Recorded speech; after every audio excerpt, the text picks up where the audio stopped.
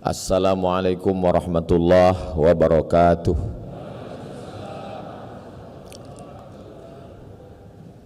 Cantik bintang di tengah malam, cantik bunga di tengah taman. Dari bunyi sambutan salam, nampaknya jamaah belum makan. Apa kabar Bapak Ibu semua? Alhamdulillah. Allahumma salli ala Sayyidina Muhammad wa ala ali Sayyidina Muhammad. Yang sama kita hormati Bapak Gubernur Bank Indonesia beserta Ibu Deputi Gubernur, pejabat-pejabat BI, Bapak Ibu hadirin hadirat 46 cabang BI baik yang dalam negeri dimanapun berada, hadirin hadirat, muslimin muslimat, solihin solihat yang belum kawin dan belum sunat, sedulur sederek sedoyo, muka-muka sing melu acara iki foto kabeh mlebu nang surga. Amin ya rabbal alamin. Acara kita adalah tarhib. Tarhib itu diambil dari 3 huruf. Ra, ha, ba. Rahaba, tarhib. Rahaba artinya tanah lapang. Tanah yang lapang, yang luas itu disebut dengan rahab. Ungkapannya marhaban. Jadi kalau kita mau mengungkapkan marhaban, acaranya tarhib, asal katanya rahab.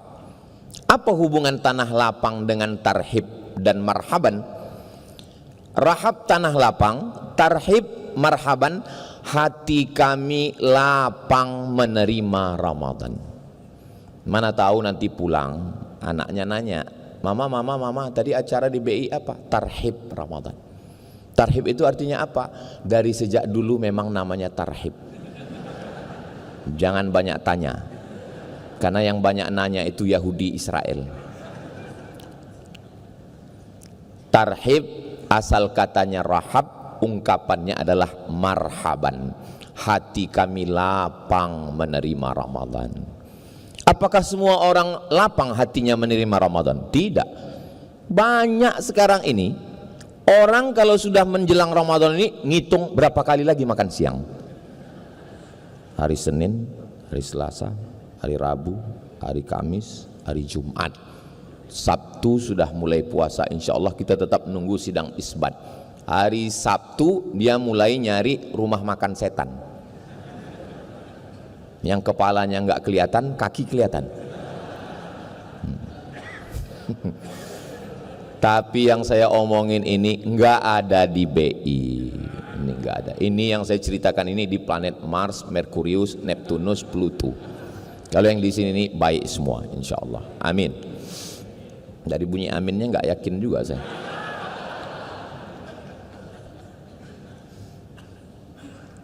Marhaban ya Ustaz Abdus Somad, hati kami lapang menerima Ustaz. Marhaban ya Ramadan, makanya dilantunkan dalam lagu.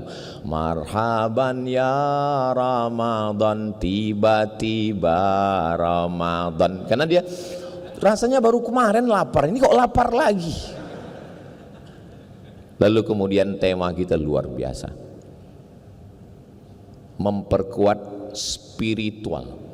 Yang kelihatan itu disebut dengan material, yang tidak kelihatan itu disebut dengan spiritual. Kelihatan materi. Makanya kalau ada perempuan dia maunya yang kelihatan aja, mobil, rumah, uang, itu disebut dengan cewek materi. Itu diambil dari kata material.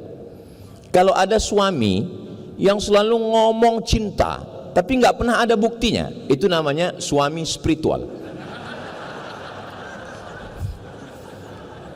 Karena cinta itu nggak kelihatan. Kalau ada suami mengatakan jutaime, kalau bahasa kampung kami I love you, itu cinta, itu spiritual, nggak kelihatan. Apa buktinya? Buktinya material. Maka mesti seimbang antara spiritual dengan material. Innallaha la yanzuru ila ajsamikum. Allah tidak melihat bentuk tubuh kamu. Seandainya Allah melihat bentuk tubuh, tentu binaragawan lebih dulu masuk surga. Wala ila suwarikum. Allah tidak melihat rupa wajah kamu. Kalau Allah melihat wajah, maka yang oplas lebih dulu masuk surga. Kalau dengar ceramah saya kuncinya satu aja, jangan tersinggung. Karena ada beberapa orang tersinggung, pulang, meninggal. Ini saya bukan nakut-nakuti. Mohon maaf ya kalau boleh saya nanya, kira-kira ada yang tersinggung nggak? Alhamdulillah, ternyata banyak juga yang takut mati. Jadi antara spiritual dengan material dalam Islam itu mesti seimbang. Innallaha la yanzuru ila ajsamikum, Allah tidak melihat wajah kamu, material. Wala ila suwarikum, Allah tidak melihat badan kamu, material. Walakin yanzuru ila qulubikum, Allah melihat hati kamu, spiritual. Tapi jangan gara-gara tausiah Ustaz Somad siang ini, besok masuk kantor nggak mandi, nggak cuci muka. Langsung Pak Gubernur nanya, ini penampilannya kok begini? Yang penting hati kolbu kita, Pak Gubernur. Makanya ketika kita bercermin melihat wajah, coba lihat, perhatikan. Allahumma kama hassanta khalqi, sebagaimana engkau perbaiki khalqi, materialku, fahassin khuluqi, perbaikilah spiritual. Islam mengajarkan seimbang antara material dengan spiritual. Kenapa Ramadan ini temanya spiritual? Karena di antara semua ibadah 5 rukun Islam, yang paling tinggi tingkat spiritualnya adalah puasa. Kita cek satu-satu. Syahadat itu material, kelihatan. Selesai sholat Jumat ini, tolong Bapak Ibu jangan dulu pulang ke rumah, karena ada saudara kita yang akan masuk Islam mu'alab. Didengar, mulutnya kelihatan. Asyhadu an la ilaha illallah wa asyhadu anna Muhammadar Rasulullah. Tingkat material lebih besar daripada spiritual. Sholat materialnya kelihatan. Allahu Akbar, suara terdengar. Bismillahirrahmanirrahim, material lebih besar. Zakat apalagi, uang, zakat mal, zakat gaji, pendapatan, zakat beras, zakat makanan, kelihatan. Haji apalagi kelihatan. Store 2025, berangkat 2055, meninggal 2051. Tiap tahun selamatan. Ketemu di bank, nyetor ONH, iya. Mau berangkat haji, iya. Istri suami ikut? Enggak, alhamdulillah. Karena kalau kita sebut satu keluarga, langsung kumat jantung, mati. Artinya apa? Ada spiritual yang tersembunyi. Ibadah yang paling besar tingkat spiritualnya adalah puasa. Makanya tadi ketika Bapak Ketua Panitia membacakan hadis riwayat Abu Hurairah, as-saumu li wa ana ajzi bihi, puasa itu milikku. Kenapa Allah menisbatkan puasa kepada dirinya? Karena tingkat spiritual yang paling tinggi adalah puasa. Mohon maaf Pak Ketua Panitia, tadi ketika beliau tampil ke depan membacakan hadis, dalam hati saya, ini penceramahnya kok 2 orang hari ini. Saya udah 2 kali kena prank ini di BI. Tadi begitu adik-adik kita yang suaranya luar biasa, itu saya sangka diundang dari luar pemain naturalisasi. Ternyata pegawai BI juga. Ketua Panitia juga menyampaikan sambutannya, membacakan hadis. Masya Allah, tabarakallah. Makanya penceramah kalau datang ke BI ini mikir 2 kali. Saudaraku yang dimuliakan Allah Subhanahu wa ta'ala, dimulai spiritual itu ditajamkan dari mulai niat. Niat itu letaknya di sini. Kata Imam Jalaluddin Abdurrahman As-Suyuti, mahallun niyati al-qalbu, letak niat adalah qalbu. Nama kitabnya Al-Ashbah wan Nazair.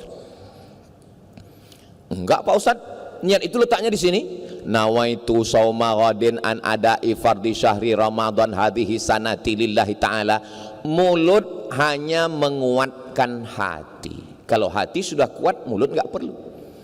Makanya kalau ada istri yang nyuruh suaminya mengucapkan I love you, itu artinya kurang kuat di sini, minta di sini. Kalau yakin dia nggak perlu. Suami-suami jangan berkecil hati, karena menurut survei 90% suami di Indonesia tidak mengucapkan I love you kepada istrinya. Karena memang suami banyak yang malu. 90% mereka lebih banyak mengungkapkan itu ke istri orang lain. Tapi bukan di BI. Di BI ini baik semua. Kan kelihatan dari wajahnya orang-orang soleh semua. Ustaz tahu dari mana? Dari senyumnya yang lepas itu.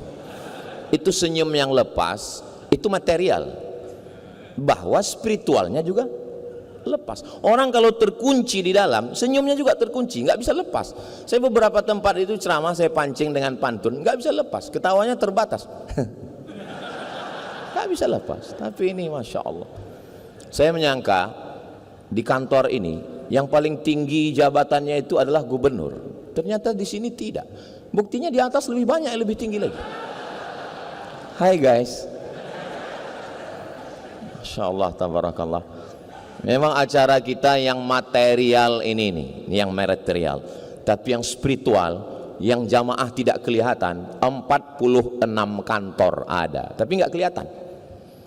Jadi kalau yang ngikuti acara pengajian itu offline langsung, itu surganya juga offline.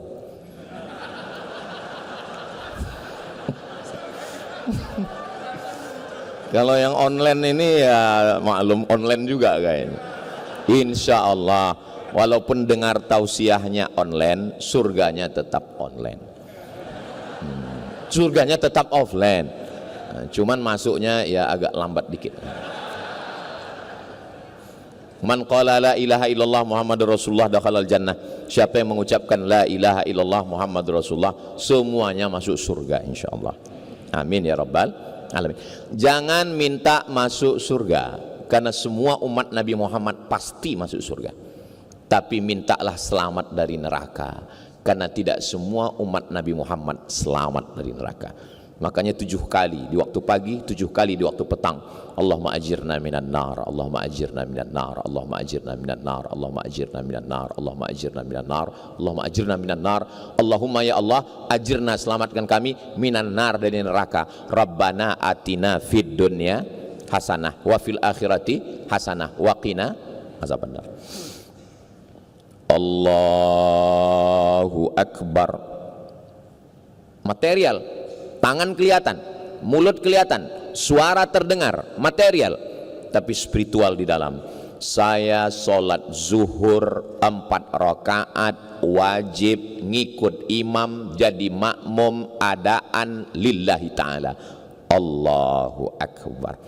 Oh, jadi kalau begitu niat itu di sini, niat di dalam. Lalu kenapa orang ngomong usolli fardhu? Supaya hatinya tidak kacau. Habis dari kantor, habis buka handphone, belum ada ngomong apa-apa, langsung tiba-tiba Allahu akbar. Ini sholat zuhur apa sholat asar ya? 3 rakaat apa rakaat ya? Nggak bisa begitu. Maka untuk menguatkan hati, saya yakin ini semua tidak jamaah ini tidak semuanya pakai usolli. Yang mau pakai usolli silakan, usolli fardhu zuhri. Yang nggak mau pakai usolli ya sah, karena niat di dalam. Jangan kelahi. Dulu kelahi antara yang usolli dengan nggak usolli. Alhamdulillah sekarang udah nggak kelahi, karena sama-sama nggak sholat.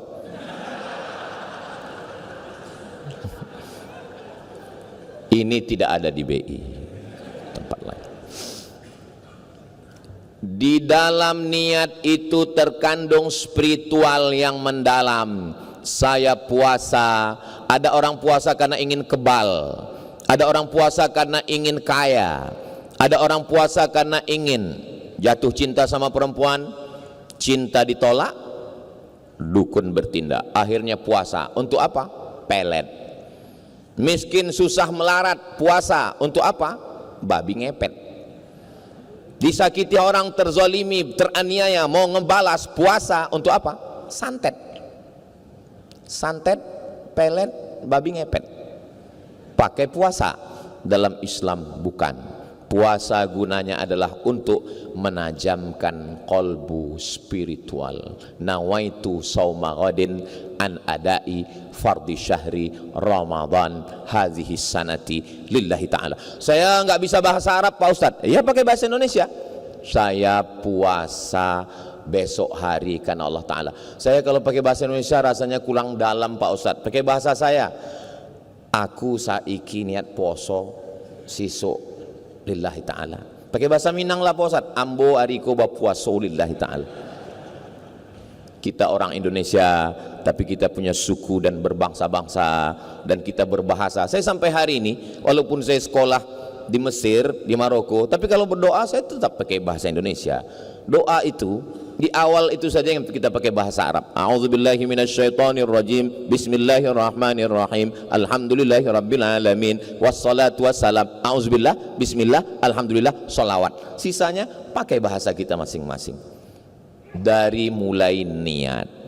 Lalu kemudian di siang Ramadan, disitulah spiritual kita sedang ditajamkan setajam-tajamnya. Jam menunjukkan pukul 1. Lapar melilit, halus, hangus, haus membelit, tenggorokan terbakar kering. Masuk ke toilet kamar mandi Masjid BI. Wow, ada cincau. Tutup kunci pintu toilet. Lihat ada air. Andai ada pegawai karyawan yang memasukkan air ke mulutnya, jangankan satu teguk, satu ember, nggak ada yang tahu. Tapi kenapa dia tidak melakukan itu?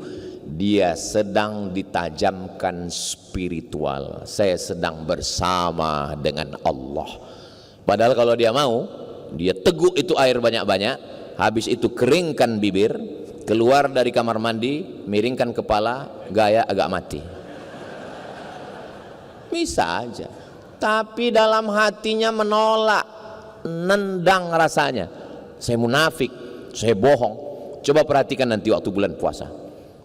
Kumur-kumur memasukkan air ke mulut sekali, ludahnya sampai 5 kali. Padahal air itu sekali ludah sudah keluar. Kenapa? Ada rasa takut kepada Allah Subhanahu wa ta'ala. Siang-siang lagi nyantai, tugas lagi ringan, tiba-tiba ada yang nelpon. Mbak, teh, katanya suami si anu, anak si anu, kabar si anu, anak si anu, suami si anu, kabar si anu, gimana kabarnya? Shh. Jangan bicarakan aib orang lain. Kenapa? Kita sedang puasa, tajam spiritualnya. Terus ngobrol kita ini gimana? Nanti habis maghrib kita lanjutkan.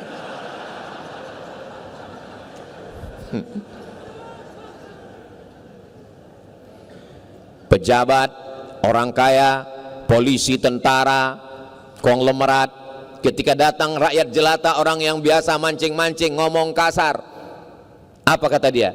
In syatamahu ahadun, kalau ada orang caci maki. In qatalahu ahadun, kalau ada yang ngajak kelahi. Falyaqul, mulutnya berkata, inni shaim, inni shaim. Saya sedang puasa, saya sedang puasa. Karate dan 1 dan 2, pakai sabuk hitam, polisi dan tentara, punya pistol, tapi saat itu dia mengatakan dengan ketajaman spiritualnya, inni shaim, saya puasa. Andai pun dia marah sekali, inni shaim. Nanti habis azan maghrib, habis kucubit ginjalmu, katanya. Kenapa orang tidak marah? Kenapa orang tidak mau bicara aib orang lain? Kenapa orang tidak mau satu tetes air menetes? Karena spiritual yang tajam. Bayangkan, coba kita bayangkan, spiritual yang tajam di siang Ramadan itu kalau dibawa ke 11 bulan berikutnya, apa yang terjadi? Inspektorat Jenderal bubar, Badan Pengawas Keuangan istirahat, KPK agak ringan bebannya sedikit. Begitulah tajamnya spiritual. Lalu kenapa umat Islam terbesar di dunia Kenapa kita tidak bisa menajamkan itu? Karena Ramadan tinggal Ramadan. Apakah Allah yang kita sembah di Ramadan itu berbeda dengan Tuhan yang kita sembah di Syawal? Sama. Allah la ilaha illa huwa. Allah kita satu. Qul huwallahu ahad. Allahu, itu dia. Allahus samad. Allah tempat meminta. Terus yang ceramah ini namanya Abdus Somad, hamba Allah. Jadi jangan nanti siapa yang ceramah tadi? Allah. Allahus Somad, Allah tempat meminta. Kalau yang ceramah ini Abdus Somad, hamba Allah. Hamba artinya orang yang tidak punya apa-apa, bukan apa-apa dan bukan siapa-siapa. Itulah dia hamba. Tapi kemudian ketika nama itu disandingkan dengan Allah, dia menjadi mulia. Maka nama yang paling mulia adalah nama orang yang rendah, hina, nggak punya apa-apa, jadi mulia karena Allah. Abdullah, Abdurrahman, Abdurrahim, Abdus Somad. What is in a name? Apalah arti sebuah nama?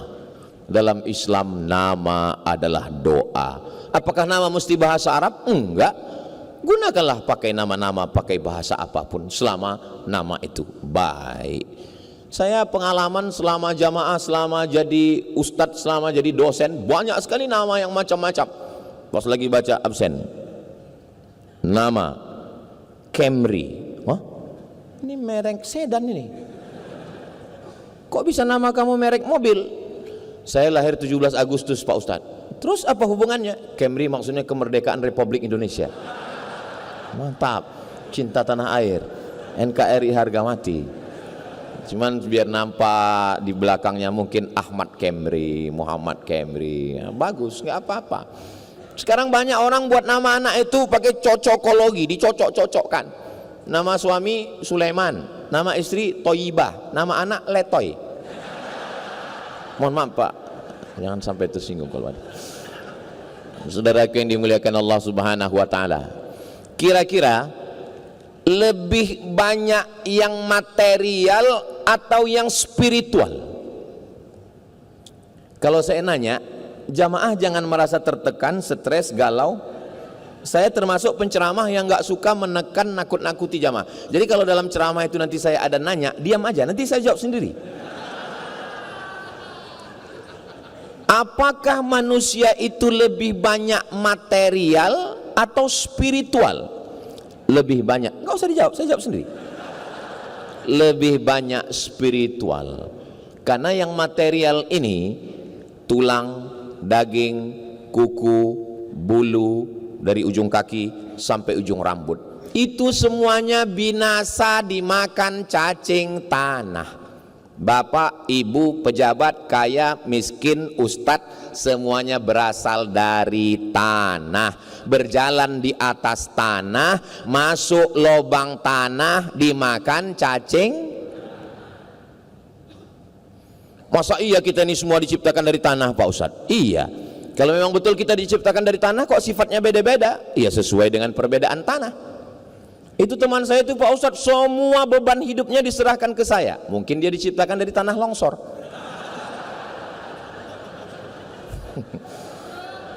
Ini Pak Ustadz teman saya ini ngajak kelahi aja, berarti dia dari tanah sengketa. Makanya kalau ngaji itu, tolong jangan sampai ngaji siang ini dipakai untuk ngukur orang lain. Kita kalau sudah ngaji, biasanya orang kalau sudah dapat meteran, itu dipakai untuk ngukur orang lain atau ngukur dirinya? Ngukur orang lain. Orang kalau sudah dapat 1 meteran, ngukur, oh kamu kurang 1 meter. Tolong kalau ngaji ngukur diri sendiri. Saya nggak mau selesai ngaji ini besok semuanya ngobrol, si Anu tanah timbun, si Anu tanah sengketa. Jangan. Kita sedang mengkaji diri kita sendiri. Yang saya khawatir nanti setelah habis teman-temannya muncul, Ustadz Somad itu kira-kira tanah apa ya? Ustadz Somad itu kayaknya tanah liat. Saudaraku yang dimuliakan Allah Subhanahu wa Ta'ala, kita sebagai material sekarang, saya lahir, aduh ketahuan ini umur berapa? Saya lahir 1977. Sekarang baru berarti sekitar 27 apa berapa? Sekarang udah 48. Kalau umur saya ditakdirkan Allah SWT 60, 70, 80, anggaplah 80 meninggal. Tapi kita di alam barzah, di alam kubur jauh lebih lama. Jadi di alam material ini kita sebentar sejenak. Di alam material, setelah itu di alam spiritual, alam barzah. Apa di alam barzah itu kita hidup, Pak Ustadz? Ya. Mana dalilnya bahwa di alam barzah itu kita hidup? Saya mau ke airport. Kemarin saya ziarah ke makam Pak almarhum Syafruddin, mantan Wakapolri. Lalu kemudian ketika saya masuk di pemakaman Kalibata, makam pahlawan, saya ucapkan salam. Assalamualaikum ya ahla diyar minal mu'minin wa inna insyaallah bikum lahiqun yarhamullahul mustaqdimina wal mustakhirin nas'alullah lana walakumul afiyah. Itu adab kita kalau ziarah kubur. Saya enggak hafal doa yang panjang Pak Ustadz, saya kasih doa minimalis. Assalamualaikum ya ahlal kubur. Payah juga ngapalnya Pak Ustadz, enggak usah baca, gerakkan aja mulut. Mana tahu bahwa anak-anak kita ngelihat, papa kok enggak membaca katanya. Paling enggak kita ada alasan kan. Tolong nanti menjelang Ramadan yang ada tradisi ziarah kubur, itu lihat pamflet, baleho, banyak yang tempat itu enggak ada tata cara adab. Tolong print kan, buatkan baleho setengah seperempat ini adab-adab ziarah kubur, mengucapkan salam, kirim Al-Fatihah, panjang waktu baca Yasin. Karena ini kalau tidak dijelaskan banyak orang sampai ke makam ambil handphone, selfie, update status, pulang. Kita itu menunjukkan bahwa alam barzah walaupun dagingnya, tulangnya, kukunya sudah menyatu dimakan tanah, tapi dia tetap hidup di mana? Spiritual, yang disebut dengan roh. Apakah orang-orang barat, Amerika, Eropa itu percaya kepada spiritual? Ya. Dari mana Ustaz tahu orang barat itu percaya spiritual? Ketika kapal akan tenggelam di tengah laut, dia akan memakai obor, dia akan pakai bendera, minta tolong ke helikopter. Apa kata dia? SOS. Apa itu? Save our soul. Soul adalah spiritual, roh.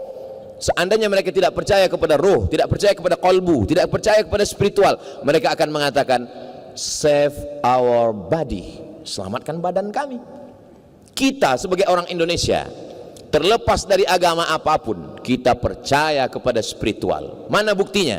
Dalam lagu kebangsaan Indonesia Raya, bangunlah jiwanya, bangunlah badannya untuk Indonesia Raya.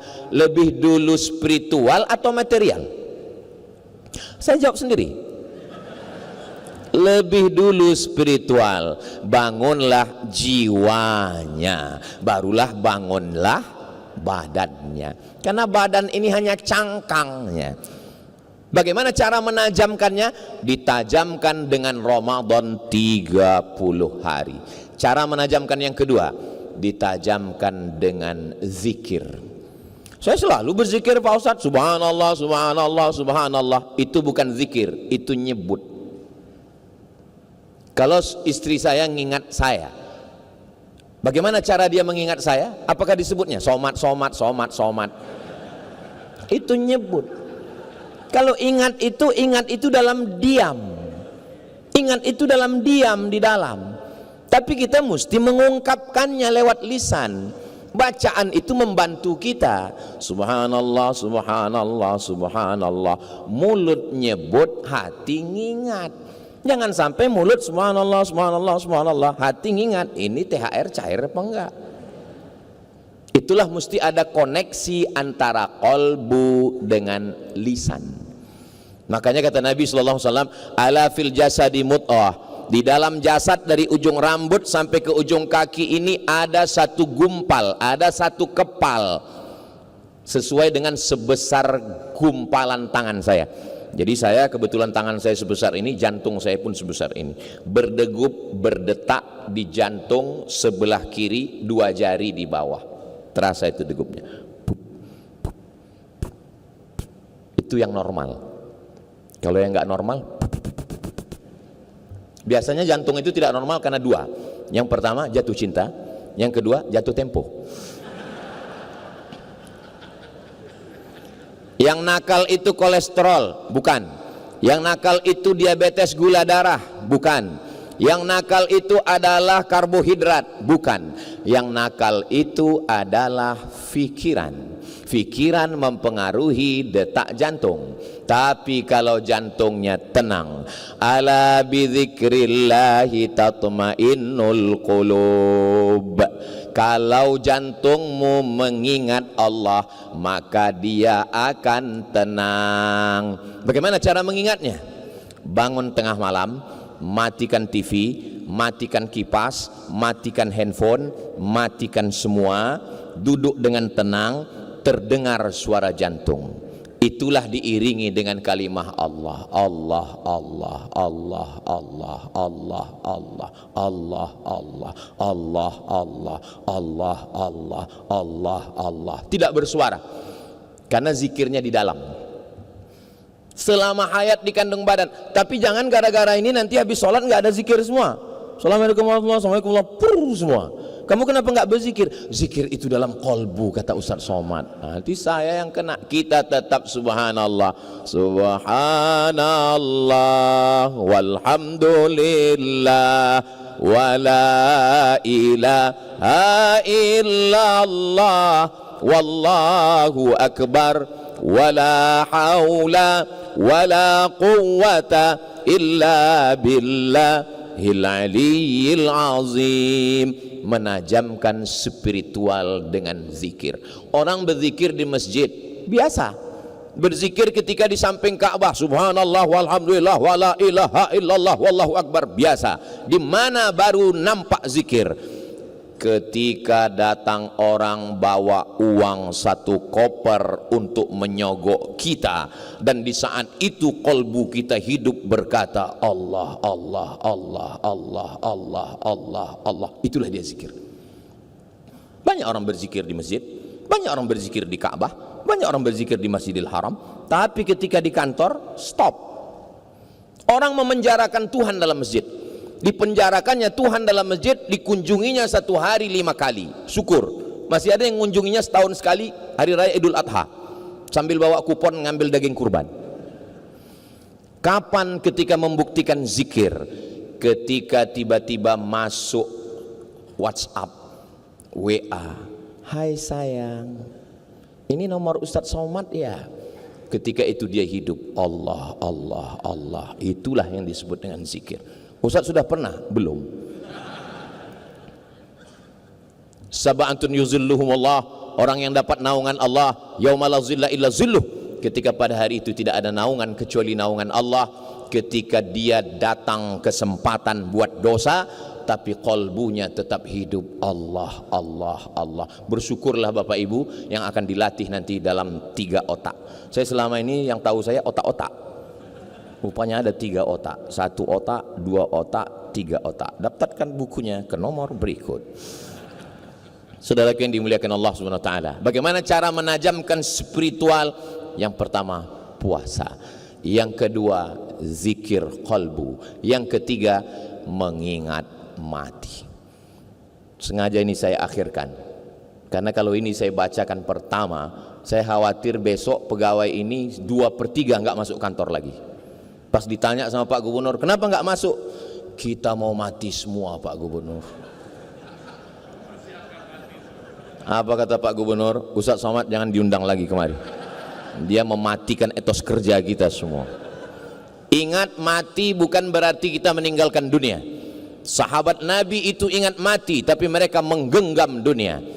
Belum lagi 100 tahun Nabi meninggal, umat Islam sudah sampai ke Selat Gibraltar yang dibawa oleh Jenderal Tariq bin Ziyad. Negeri itu bernama Andalusia. Kalau saya tanya mahasiswa, Andalusia di mana tuh Pak Ustadz? Nggak tahu Andalusia. Real Madrid, Barcelona. Ya. Spanyol 700 tahun.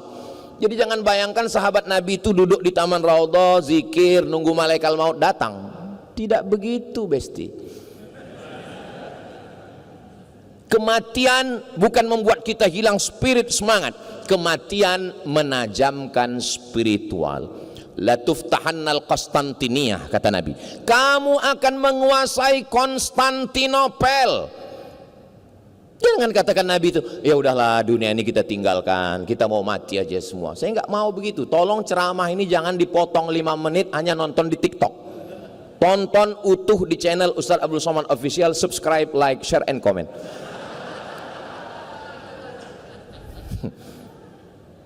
Ini saya tulis ketika saya kena penyakit COVID. Hari pertama tenggorokan saya rasa dicekik. Hari kedua penciuman hilang. Saya ambil parfum, saya cium, hilang. Lalu saya merasa ini nggak lama lagi mati aku ini. Saya tulis wasiat untuk anak saya, kertasnya ada saya simpan, dan menunggu mati itu saya cari bagaimana nabi-nabi mati, bagaimana ulama mati. Selesai dicetak, nggak mati-mati. Saya waktu itu memang sudah betul-betul siap untuk menghadapi kematian. Bagaimana Nabi Musa ketika akan mati meninggal dunia, dia panggil anak perempuannya, anak perempuanku tanam kapas. Nanti kalau kapasnya sudah berbuah jatuh, pintal dia menjadi benang. Benangnya engkau tenun menjadi kain, jual kainnya. Lebih baik engkau nanam kapas menjadi benang, benang jadi kain, kain kau jual daripada menjual harga diri, karena kau akan diminta tanggung jawab di hadapan Allah. Kenapa yang dia pesankan anak perempuan? Mudah-mudahan Bapak Ibu yang punya anak perempuan dijaga Allah Subhanahu wa taala. Man ala thalatha banatin, siapa yang punya 3 anak perempuan, fa'addabahunna, dia jaga dengan baik, wa zawwajahunna, dia nikahkan dengan orang baik-baik, wa ahsana ilaihinna, dia buat baik sampai mati, falahul jannah, dia masuk surga. Di antara Bapak Ibu yang punya 3 anak perempuan sudah punya kunci surga. Yang baru punya 2 tambah lagi. Ustaz Somad belum punya anak perempuan. Saudaraku yang dimuliakan Allah Subhanahu wa taala. Lalu kemudian Nabi Muhammad sallallahu alaihi wasallam berada di atas pangkuan Sayyidatuna Aisyah. Lalu kemudian apa kata Nabi SAW? As-salah, as-salah. Jangan tinggalkan salat, jangan tinggalkan salat. Wa ma malakat aimanukum, perempuan hamba sahaya, budak. Waktu itu itulah makhluk yang paling lemah. Jangan aniaya orang. 2 pesan Nabi menjelang kematian. 1, sholat kepada Allah. 2, jangan zolimi orang. Bagaimana dengan Abu Bakar Siddiq? Abu Bakar Siddiq berpesan, nanti kalau aku mati kuburkan aku dekat Nabi. Bawa jenazahku, ucapkan salam ke pintu makam Nabi. Kalau terbuka pintunya, masukkan jenazahku. Kalau pintunya tertutup, bawa aku ke pemakaman Baqi.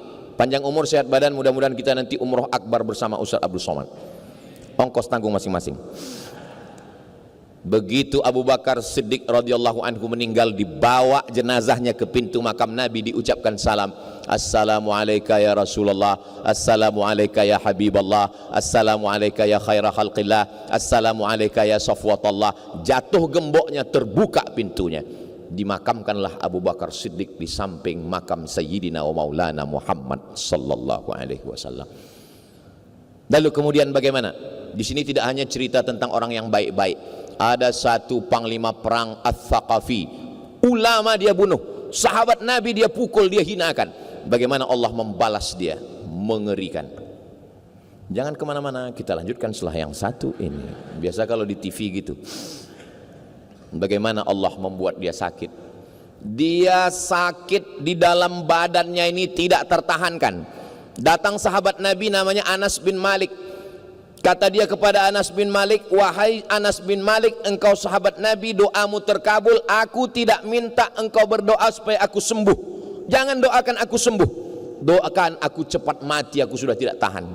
Maaf, beribu maaf. Diambil daging sepotong, dimasukkan ke anusnya, ditarik pakai benang, baru ditarik pakai benang, itu ulat-ulat sudah lengket di dalam daging itu. Begitulah dia tersiksanya sampai akhirnya dia mati. Apa kata dia? Ya Allah, aku meminta kepadamu supaya matikanlah aku, saking tidak tahannya. Mudah-mudahan kita semua melewati ini dalam keadaan husnul khatimah insyaallah. Tadi saya diberikan waktu, Ustadz 40 menit sampai pukul 2 sudah selesai. Alhamdulillah. Nanti di masa akan datang kita bahas dalam waktu yang lebih panjang lagi insyaallah. Menangkap puyuh di Bukit Selasih. Thank you dan terima kasih. Di akhir majelis mari kita sama berdoa kepada Allah. Mudah-mudahan kita diberikan istiqomah iman dan Islam. Mudah-mudahan keluarga kita sakinah mawaddah warahmah. Anak-anak kita semuanya soleh dan solehah.